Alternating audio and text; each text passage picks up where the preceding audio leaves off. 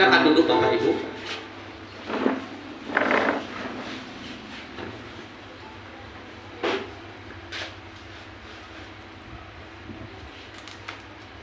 Haleluya. Haleluya. Haleluya. Puji nama Tuhan. Kenapa saya katakan puji nama Tuhan? Karena memang Tuhan kita itu harus kita puji. Karena kita telah diberikan kehidupan. Kalau kita orang-orang percaya, yakin bahwasanya kita tetap akan memuji-muji Tuhan. Supaya apa?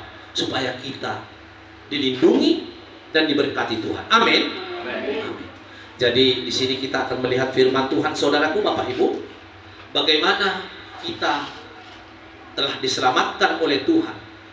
Maka kita sebagai anak Tuhan haruslah kita mengerjakan keselamatan kita. Tuhan memberikan keselamatan bagi kita dengan cuma-cuma, maka kita juga harus mempertahankan itu supaya tidak sia-sia kasih setia Tuhan bagi kita. Kalau kita melakukan semua kehendak Tuhan, percayalah Bapak Ibu, dimanapun kita berada, Tuhan akan melindungi kita. Sadar atau tidak sadar kita Bapak Ibu, mata Tuhan tertuju kepada anak-anaknya. Amin. Oke, kita akan melihat firman Tuhan, yaitu di Filipi 2. Bagaimana Tuhan telah menyelamatkan kita dan kita juga harus mengerjakan keselamatan kita. Filipi 2 ayat 12 ya. Jadi saya kasih sedikit filosofinya Bapak Ibu. Apa filosofi itu? Latar belakang. Latar belakangnya Tuhan telah menyelamatkan kita bukan karena kekuatan harta kita, bukan karena kekayaan dan jabatan kita, tetapi itu semua oleh kasih anugerah Tuhan. Karena Tuhan itu adalah kasih, maka kita sebagai anak-anak Tuhan haruslah saling mengasihi satu sama yang lain, sehingga terpancarlah kemuliaan Tuhan di dalam kita, sehingga orang yang melihat kita bahwasanya kalau kita penuh kasih, maka terpancar kemuliaan Tuhan itu dalam kehidupan kita. Maka tidak heran bagi mereka yang melihat kita yang penuh kasih, siapakah Tuhan dia? Siapakah, apakah dilakukannya? Sehingga oleh tingkah laku kita, nama Tuhan dimuliakan oleh kehidupan kita. Amin. Oke, kita akan baca saudaraku Filipi 2 ayat 12 sampai 14 saja ya. Nah, nanti kalau panjang itu masih panjang, cuma kita ambil intinya saja saudaraku, biar kita bisa melihat dari sini. Oke, kita sama-sama membacanya saudaraku, karena ini 3 ayat saja, kita sama-sama saja. 1, 2, ya. Hai saudara-saudaraku yang kekasih, kamu semua setia, karena kita telah kerjakan keselamatan dengan takut dan gentar, bukan saja seperti waktu aku masih hadir, tetapi terlebih pula sekarang waktu aku tidak hadir. Nah, Allah yang menjaga di dalam kamu, baik kemauan maupun pekerjaan menurut kerenaannya. Lakukanlah segala sesuatu dengan tidak bersungguh-sungguh dan berbantah-bantah. Amin. Jadi di sini saudaraku, kita disuruh Tuhan melalui rasulnya Paulus. Ini Paulus berkata, apa dikatakan? Hai saudara-saudaraku yang kekasih, kamu senantiasa taat, karena itu tetaplah kerjakan keselamatan dan dengan takut gentar, bukan saja seperti aku atau aku masih hadir, tetapi terlebih pula sekarang waktu aku tidak hadir. Artinya saudaraku, Paulus di sini tidak hadir lagi. Jadi di sini kita sebagai pengikut Kristus, yang dimana Rasul Paulus yang sungguh luar biasa, kita sudah mengetahui Rasul Paulus ini sungguh sangat luar biasa, diberikan Tuhan pengertian dan hikmat dari Tuhan menjadi milik Paulus, sehingga dia termasuk rasul yang besar di antara 12 rasul. Ikut dia 13 ya. Jadi saudara-saudaraku, apa dikatakan Paulus? maka kita disuruh tetap untuk melakukan atau mengerjakan keselamatan kita yang diberikan Tuhan dengan cuma-cuma itu, yaitu di kayu salib. Karena begitu besarnya kasih Allah akan dunia ini, seperti di Yohanes 3 ayat 16 berkata, maka kita sebagai anak-anak Tuhan, janganlah kita tidak mengerjakan keselamatan kita. Karena kalau kita tidak mengerjakan keselamatan yang Tuhan berikan, maka tidak heran kita bisa tersandung. Maka tidak heran kita tidak ikut terpilih. Karena memang banyak yang terpanggil, sedikit yang terpilih. Maka kalau kita tetap mengerjakan keselamatan dari Tuhan, yaitu melakukan kehendaknya sesuai dengan peraturannya, yaitu tetap kita mengasihi sesatu sama yang lain dan saling mengasihi, dan juga kita tetap kudus di dalam Tuhan sekalipun kita jatuh bangun, tetapi kita berusaha untuk selalu senantiasa dekat Tuhan. Percayalah Bapak Ibu, Tuhan tidak akan membiarkan kita sampai jatuh tergeletak, karena Tuhan melihat kita, sehingga apabila terlalu berat atau pikulan kita atau beban kita, sehingga Dia memberikan Roh Kudus-Nya kepada kita, sehingga kita bisa kuat untuk tetap berdiri di dalam kebenaran firman Tuhan. Jadi saya baca saudaraku, saya ambil kolerasinya.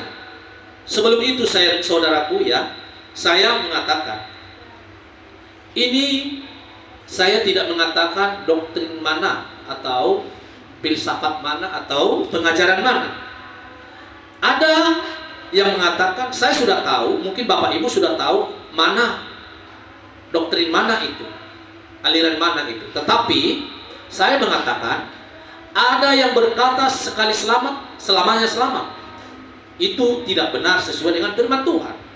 Sekalipun Anda mengatakan sekali selamat, terus selamat, ada ayat-ayat yang saudara buat, atau sinode manapun yang membuat itu, percayalah, Filipi 2 sudah berkata, tetaplah kerjakan keselamatanmu dan takut akan gentar akan Tuhan. Kalau kita takut dan gentar akan Tuhan, pastilah kita mengerjakan apa yang diperintahkan Tuhan. Amin. Amin.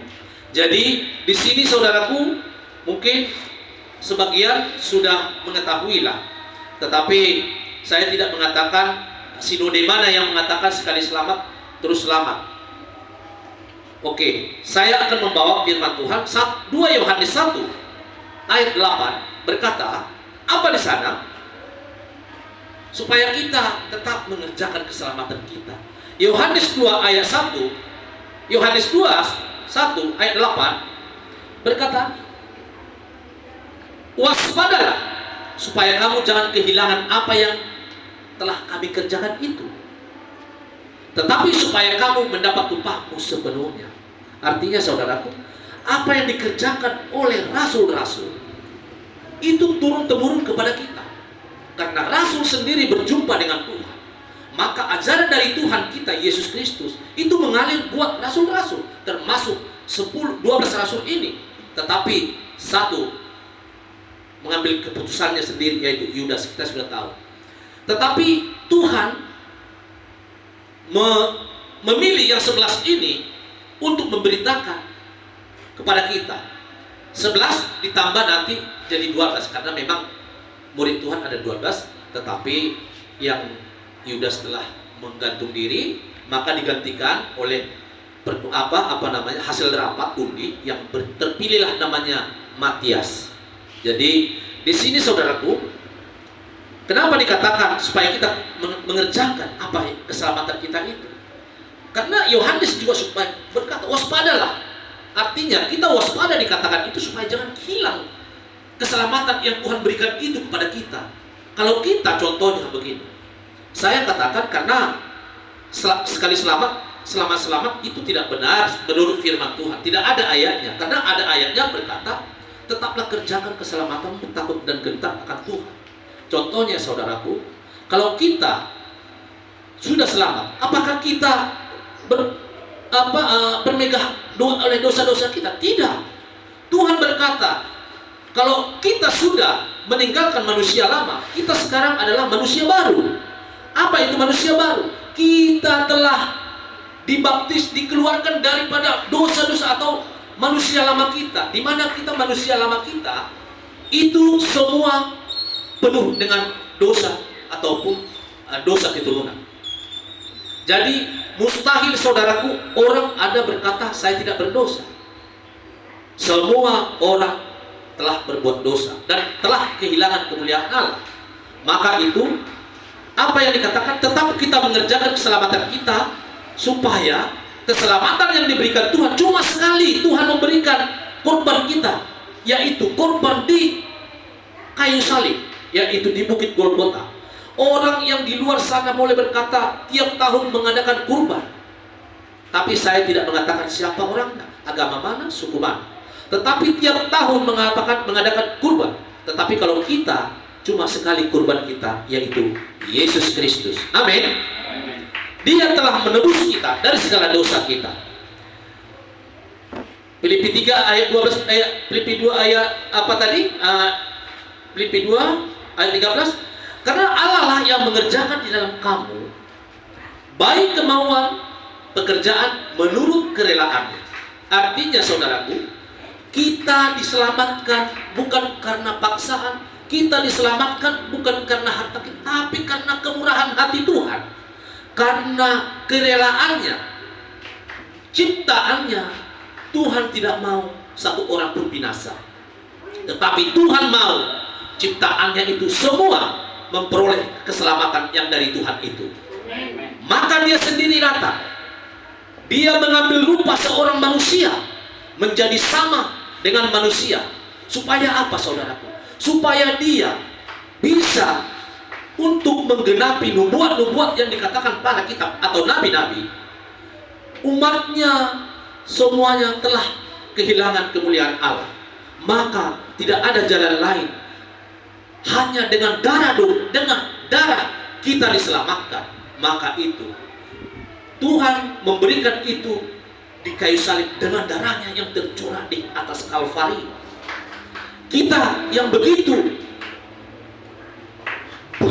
bagaimana ya saya katakan, kita bergumulan dosa lah, saya katakan itu ya. Mungkin Bapak Ibu tahu lah ya, kita menginginkan sesuatu yang tidak kita inginkan pun atau milik orang, itu sudah berdosa saudaraku.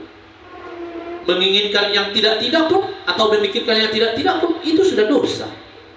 Maka dikatakan tidak ada yang sempurna, tidak ada yang tidak berdosa, semua berdosa. Maka dia turun ke dunia, tetapi dia memberikan dengan kepada umatnya, tetapi umatnya tidak mengetahuinya, tidak mengenalnya, bahkan menyalibkannya. Maka itu kita di luar bangsa Israel menerima keselamatan itu.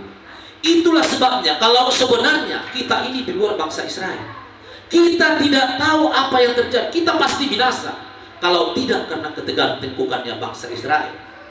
Tetapi dia datang kepada kepunyaannya supaya apa? Menyelamatkan umatnya. Tetapi umatnya malah menyalibkannya, tidak percaya kepada dia bahwasanya Mesias itu telah datang. Dia dikatakan Bapa dan aku satu.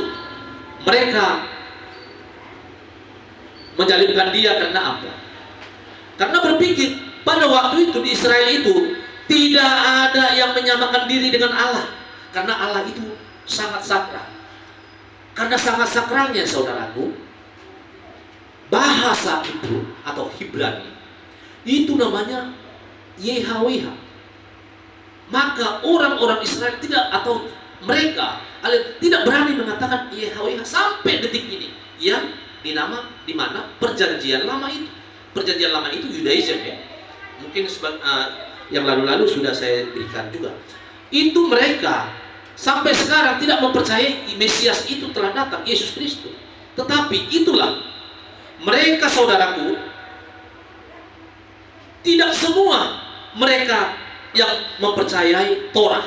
Torah itu artinya saudaraku tanah. Tanah itu bahasa Hebrew itu saudaraku Torah. Jadi kita itu perjanjian lama atau Taurat, perjanjian lama itu buat kita. Karena firman Tuhan yang ada di dalam Alkitab kita ada terbagi dua. Perjanjian lama yaitu Taurat yang dibawakan Musa.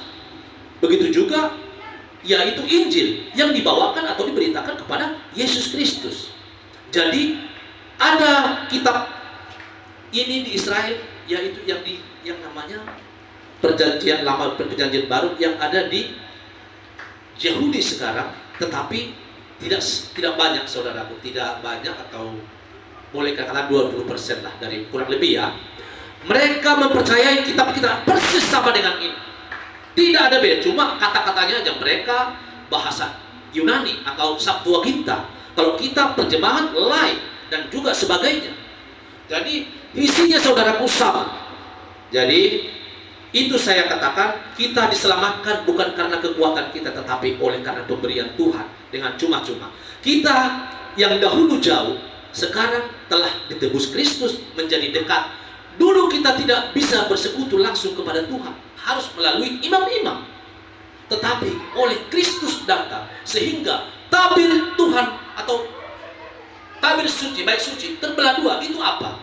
Itu artinya untuk menggambarkan supaya kita tidak ada lagi penghalang. Kita langsung bersekutu kepada Tuhan. Tidak lagi melalui imam-imam. Tidak lagi melalui atau hamba-hamba Tuhan.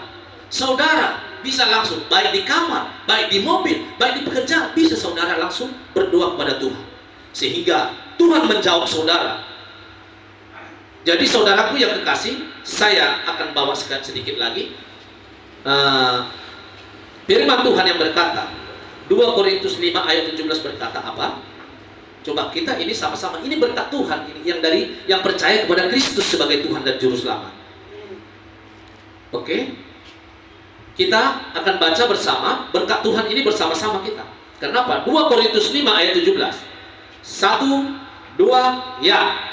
Jadi siapa yang ada di dalam Kristus, ia adalah ciptaan baru.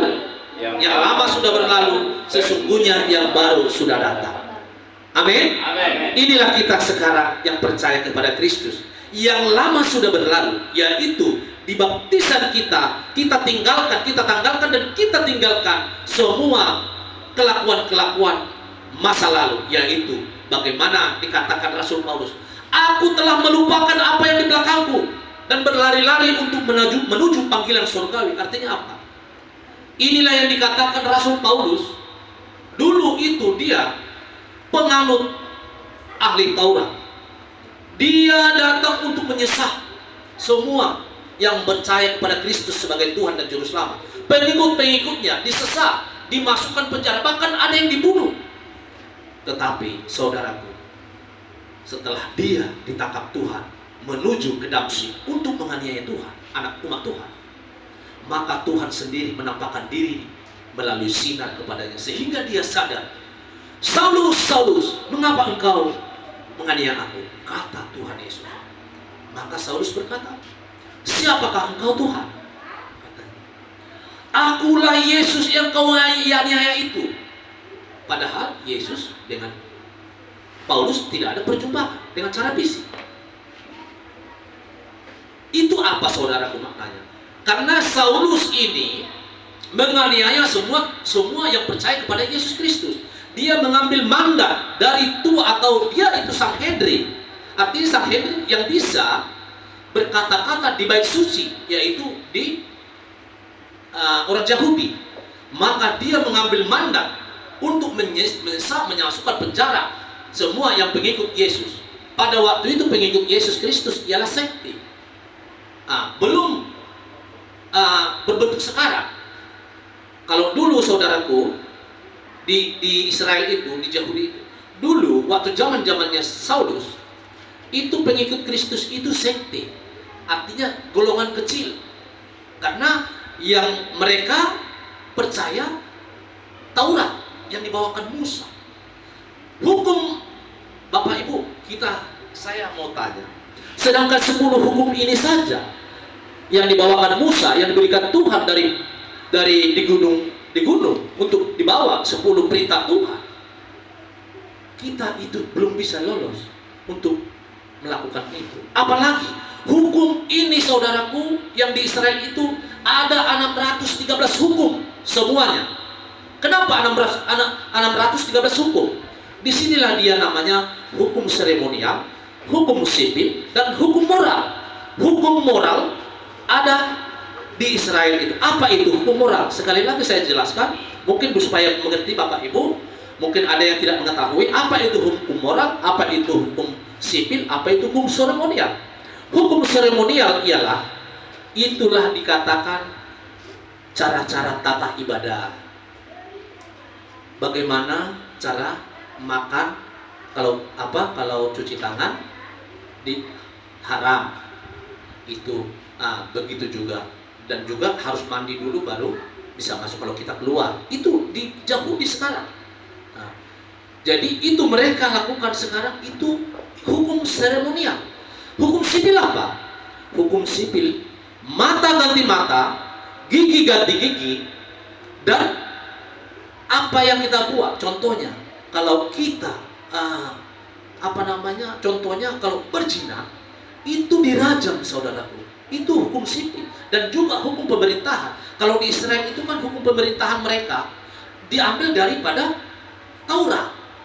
Jadi mereka itu melakukan hukum Taurat, maka mata diganti mata, itulah hukum seremon hukum sipil.